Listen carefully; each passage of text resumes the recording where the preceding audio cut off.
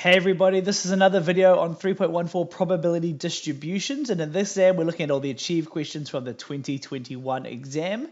Only 2 questions in this, question 9 and 10 from the website, so a pretty good one. Into it, question number 9. So we've got a lot of words as always. So it is estimated that on Memorial Avenue in Christchurch, the probability of 0.45 of being required to stop at each of the 6 traffic lights. Okay, so we've got a probability there.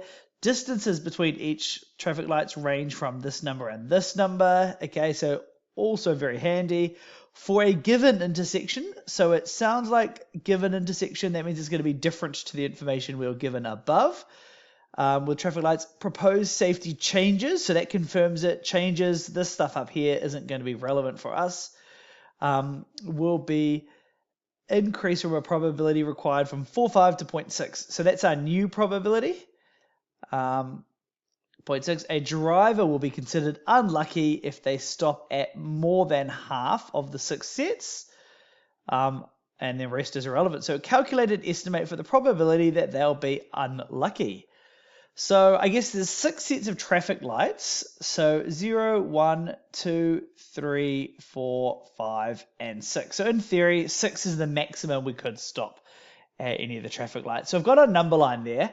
And because of the 2 outcomes part of it, you either stop at the traffic light or don't stop at the traffic light. So that makes me think this is going to be a binomial distribution. So we've got binomial distribution. And we've been asked, what's the probability of them stopping at more than half the sets? So more than half doesn't include 3, because 3 would be exactly half. We're only interested in for anything more than that. So we're trying to find this probability of this group up here, 4, 5, 6. The issue is binomial distributions, they start on the very left by 0 and they work upwards. So we can't actually calculate that portion up the top. So what we're going to need to use is we're going to need to use the 1 minus trick. So we're going to find the probability of this group.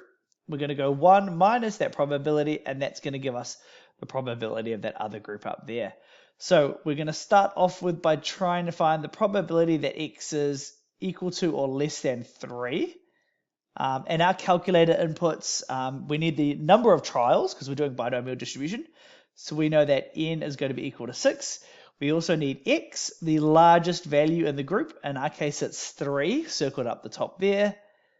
And then finally, we've got the probability of needing to be stopped at one of those lights. And the question said that's now 0.6. So 0.6. Plug that into your calculator.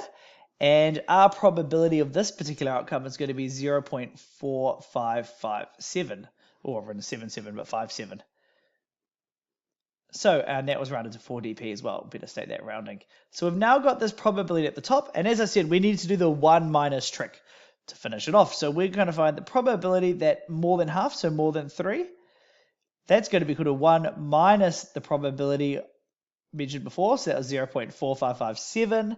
And when you put that into your calculator, the probability of more than half is going to be 0.5443. If you are foreign with how to get the graphics calculator to work, maybe reply in the comments to this video and I'll reply with a video link that helps you with the calculator side of things. We are now on to question number 10 of the website questions.